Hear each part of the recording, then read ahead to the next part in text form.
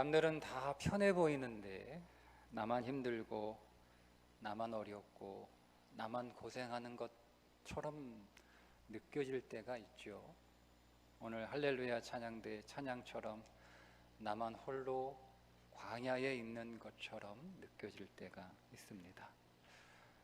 그와 같은 처지에 있는 이스라엘 백성들을 오늘 성경은 무엇이라고 비유하고 있냐면 골짜기 속 화석류 나무 같다라고 부르고 있습니다. 여기서 골짜기는 아마도 추측하건대 기드론 골짜기일 것으로 생각이 됩니다. 기드론이라고 하는 그 이름의 뜻은 탁하다, 흐리다, 어두컴컴하다는 뜻을 가지고 있습니다. 이 기드론 골짜기는 성경에서 찾아보면 유다 아사왕 때 아사왕이 자신의 어머니가 만들어 온 아세라 우상을 그 기드론 골짜기에 불태운 이후로 그 골짜기는 한동안 온갖 우상들이 불태워지는 곳이 되었고, 요시야 왕 때는 예루살렘의 공동묘지가 되었습니다. 또 요엘서에 보면 이 기드론 골짜기를 무엇이라 부르냐면 여호사밧 골짜기라고도 부릅니다. 여호사밧이라고 하는 뜻은 여호와께서 심판하신다는 뜻입니다. 이렇게 기드론 골짜기는 매우 우울하고 매우 어둡고 매우 절망적인 상태를 상징하는 장소인데, 거기에 뭐가 서 있냐면 화석류 나무가 서 있습니다. 유대인들에게 있어서 이 화석류 나무는 불멸과 영생을 상징하는 나무입니다. 왜냐하면 이 화석류 나무는 가지를 꺾어도 이틀 정도는 아주 생생하게 살아있기 때문이며, 설사 그 가지가 죽었다 할지라도 그 죽은 가지를 물에 꽂으면 다시 살아나는 가지이기 때문에 유대인들에게 있어서 이 화석류 나무는 영생과 불멸의 상징. 게다가 유대인들이 결혼식을 할 때 신부가 화관을 쓰게 되는데, 그 신부가 화관을 쓰는 그 화관을 만드는 나무의 재료가 화석류 나무 가지였습니다. 그러니까 이 화석류 나무는 지금 누구를 상징하고 있냐면 이스라엘 백성, 하나님이 택하신 하나님의 백성, 하나님의 영원 생명이 담겨진 하나님의 백성, 우리 주 예수 그리스도의 신랑이신 그 신부가 된 하나님의 백성을 상징한다고 할 수 있는데, 이렇게 이스라엘로 상징되는 화석류 나무가 어디에 지금 서 있냐면 어둡고 절망적인 상황에 처해 있다라고 하는 거죠. 천사들이 온 세상을 두루 다닙니다. 그런데 온 세상을 두루 다니며 그 땅이 어떠한가 살펴보니까 온 세상을 두루 다니고 돌아와서 보고하기를 온 땅이 다 평안하고 조용하다, 이렇게 보고를 하는데, 그런데 온 땅이 다 평안하고 온 땅이 다 조용한데 정작 이스라엘은 어떠한가? 12절에 보니까 만군의 여호와여, 여호와께서 언제까지 예루살렘과 유다 성읍들을 불쌍히 여기지 아니하시려 하나이까? 이를 노하신 지 70년이 되었나이다고 탄식하며 호소합니다. 온 땅은 다 평온한데, 온 세상은 다 조용한데, 하나님이 택하신 하나님의 백성들이 살고 있는 이 땅은 매우 불안하고 매우 절망적이고 매우 어려운 삶을 살고 있는데, 하나님, 우리는 언제까지 이런 삶을 살아야 하나요? 언제까지 이런 삶이 우리에게 계속 될 것입니까? 라고 하나님 앞에 탄식하며 호소하고 있습니다. 자, 이에 하나님이 두 가지를 대답해 주시는데, 첫 번째 하나님의 답변이 뭐냐면 내가 너희를 크게 질투한다. 하나님이 질투하신다는 거예요. 14절에 보니까 내게 말하는 천사가 내게 이르되 너는 외쳐 이르기를 만군의 여호와의 말씀에 내가 예루살렘을 위하여 시온을 위하여 크게 질투하며, 하나님이 질투하신대요. 여러분, 질투하는 건 안 좋은 거잖아요. 여러분, 그런데 하나님께 있어서 이 질투는 독점적인 사랑을 뜻합니다. 무슨 말인가 하면 하나님의 유일한 사랑의 대상은 이스라엘밖에 없다. 하나님은 이스라엘만 사랑하신다. 하나님께 있어서 그 사랑의 대상은 이스라엘밖에 없고, 하나님은 오직 이스라엘만 사랑하시고, 하나님에게 다른 사랑은 없으며, 하나님에게 다른 사랑은 생각하지도 선택하지도 않으신다. 그러니까 하나님께 있어서 하나님의 사랑의 대상은 하나님이 택하신 하나님의 백성 이스라엘밖에 없는데, 그 이스라엘이 하나님을 버리고 다른 사랑을 위해서, 세상을 사랑하기 위해 하나님의 사랑을 버리고 떠났어요. 그러면 하나님이 야, 내가 너희밖에 없는 줄 아느냐? 나도 너희를 버리겠다, 이렇게 하시면서 이스라엘을 향한 하나님의 사랑을 포기하시고 그 사랑의 대상을 다른 나라로 바꾸시는 것이 아니라, 하나님께는 오직 이스라엘밖에 없으니까, 하나님은 이스라엘 외에 다른 나라를 사랑할 생각이 전혀 없으니까, 하나님은 그럴 마음이 없으니까 그 이스라엘을 다시 세상에서 되찾아오시는 거죠. 세상에서 그 이스라엘을 다시 택하여 빼앗아 오시는 것, 그것이 하나님의 질투하시는 사랑이라는 겁니다. 그러니까 온 세상이 다 평안하고 온 사람이 다 조용하고 그래도 하나님의 관심은 이스라엘밖에 없다는 거예요. 하나님의 눈에는 세상이 아무리 잘나고 세상이 아무리 대단해도 하나님의 눈에는 오직 택한 백성 이스라엘밖에 없다라는 거죠. 하나님의 마음에는 오직 하나님의 택한 백성 우리밖에 없다. 그게 질투하는 사랑입니다. 여러분, 하나님께는 여러분밖에 없습니다. 그 하나님은 오늘 우리만 사랑하시고, 하나님은 우리가 아니면 사랑할 대상이 없으시고, 우리 외에 누구도 사랑할 생각도 없으시고, 우리 외에 누구도 사랑하기를 원하지 않으시고, 그래서 그분의 눈에는 우리밖에 안 보이고 그분 마음에는 나밖에 없다. 그래서 하나님께서는 우리와 사랑을 나누실 장소를 위해, 하나님이 우리와 함께 거하시는 그 장소를 위해 두 번째 답변, 성전을 지으라, 이렇게 말씀을 하신 거예요.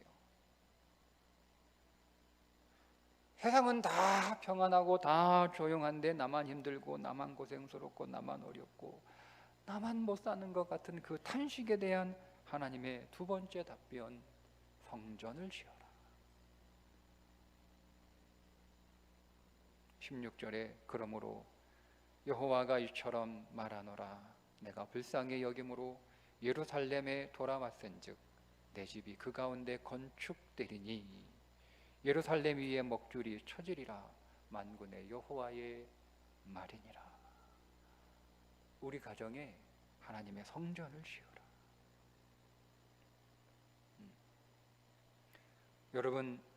여러분의 가정에 하나님의 성전이 지어지는, 여러분들이 그 하나님의 성전을 짓는 가정 예배자가 되면 여러분의 가정에 어떤 일이 일어날까?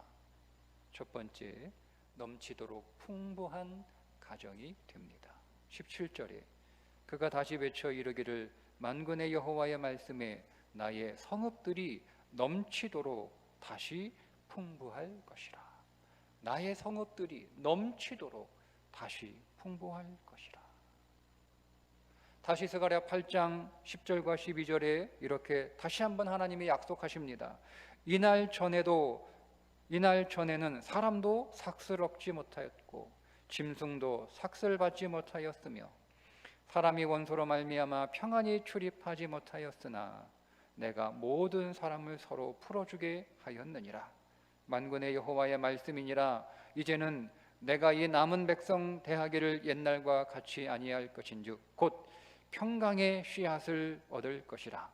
포도나무가 열매를 맺으며 땅이 산물을 내며 하늘은 이슬을 내리니 내가 이 남은 백성으로 이 모든 것을 누리게 하리라. 아멘. 여러분들이 가정 예배자가 되면 여러분들로 인하여 여러분의 가정이 넘치도록 풍부하게 될 것을 기대하시기를 주님의 이름으로 축복합니다. 두 번째 약속은 하나님이 위로해 주시는 가정이 된다. 17절에 다시 보니까 여호와가 다시 시온을 위로하며, 다시 시온을 위로하며. 여러분, 하나님의 위로는 어떤 위로일까요? 하나님의 위로는 그 따뜻한 말 한마디로 끝나는 위로가 아닙니다. 하나님의 위로는 책임지는 위로, 책임지는 위로. 우리는 가끔 누군가로부터 격려와 위로의 말을 듣습니다. 여러분, 그러나 우리에게 아무리 좋은 말을 한다 할지라도 그가 그 말을 책임져 줄 수 없다면 그 모든 말들은 다 의미가 없는 거예요. 그저 듣기에 좋은 말에 불과합니다.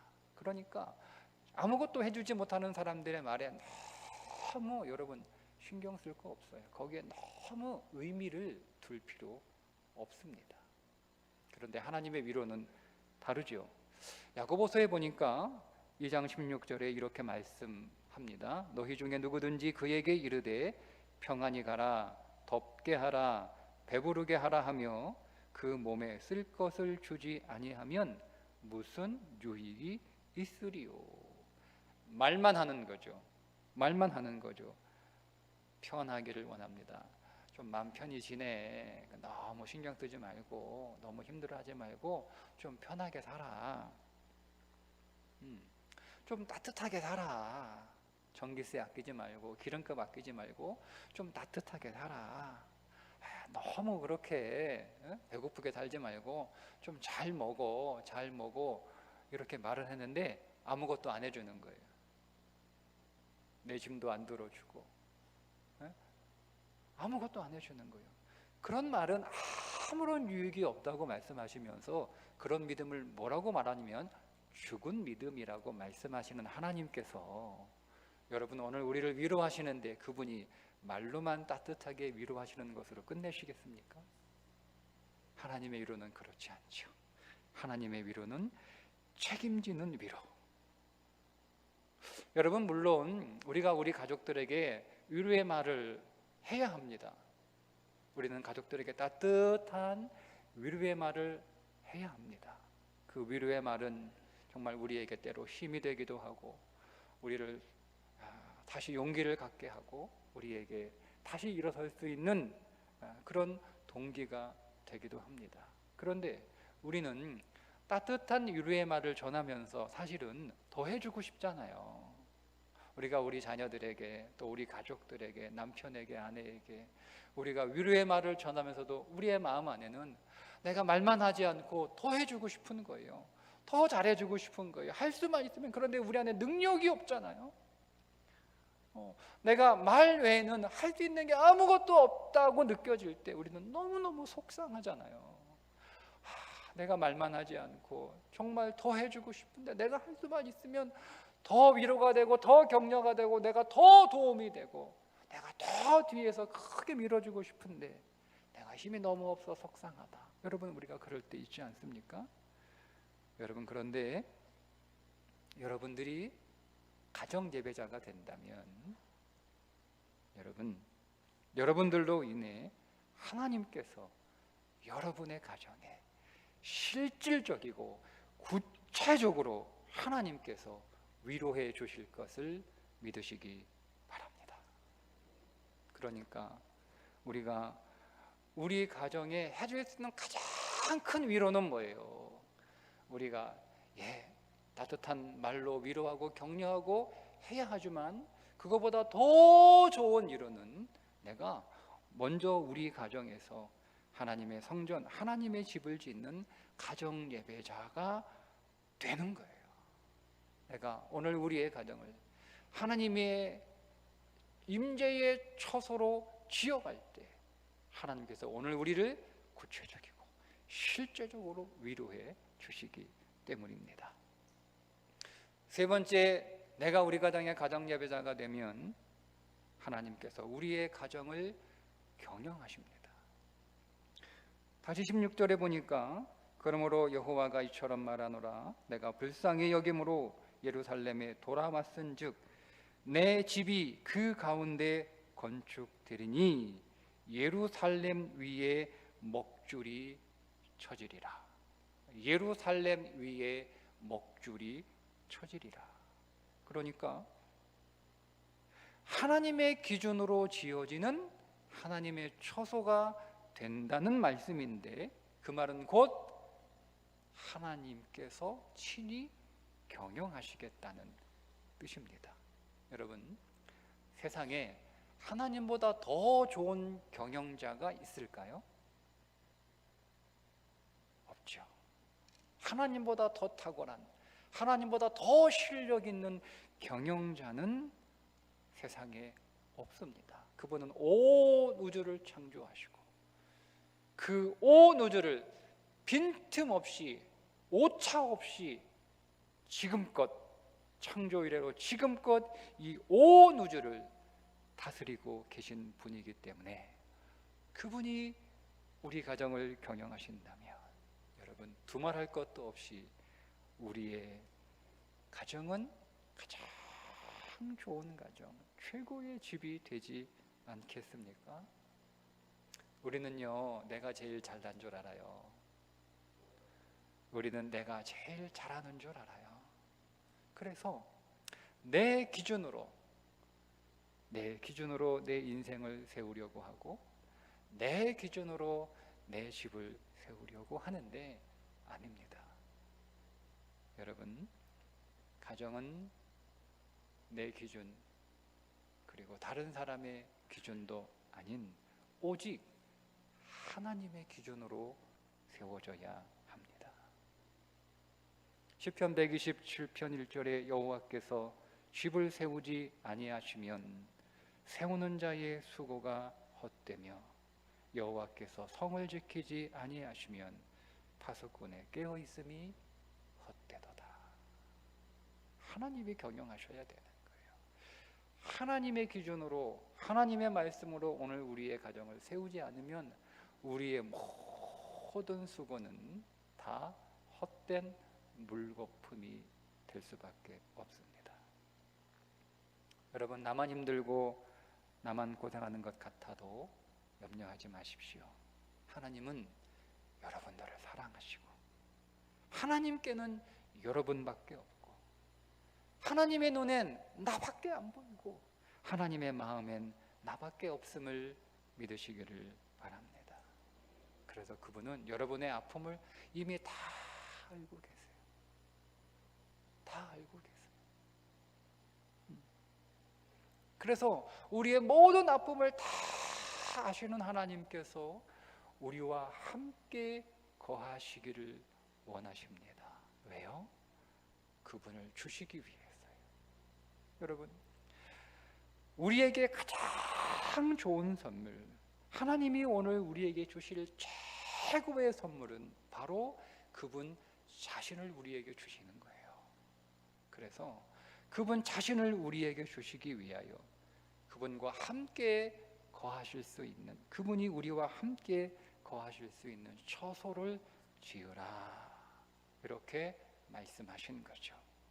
그러니 너무 절망에 빠지지 마시고 여러분 너무 탄식과 우울에 빠져 있지 마시고 하나님과 사랑을 나눌 여러분 처소를 여러분의 가정 안에 지으시기를 축복합니다. 여러분의 가정이 하나님의 기준에 의해서 세워지는 하나님의 처소가 될 수 있도록 먼저 여러분이 가정 예배자가 되십시오. 여러분의 가정을 하나님의 성전으로 건축하는 가정 예배자가 여러분 먼저 되십시오. 내가 고민하고 게으르면 우리의 가정과 우리 인생의 회복만 늦출 뿐입니다. 여러분, 기드론 골짜기에 지금 가시면 기드론 골짜기와 예루살렘 성 사이는 불과 몇백 미터에 불과합니다. 우리도 마찬가지죠. 여러분, 오늘 우리 인생의 기드론과 오늘 우리에게 복을 주시는 그 성전 사이의 거리는 불과 몇백 미터에 불과합니다. 여러분, 내 인생의 복이 멀리 있는 게 아니에요. 아주 가까이 있어요. 불과 몇백 미터, 몇백 미터. 바로 우리 곁에 성전의 복이 가까이 있습니다. 여러분, 이 사실을 믿으시고 여러분 포기하지 마시고 주저앉지 마시고 힘을 내서 가정 예배자로 여러분의 가정을 하나님의 처소로 세워가는, 여러분의 가정을 하나님의 전으로 세워가는 가정 건축자로 살아가시기를 주님의 이름으로 축복합니다. 기도하겠습니다.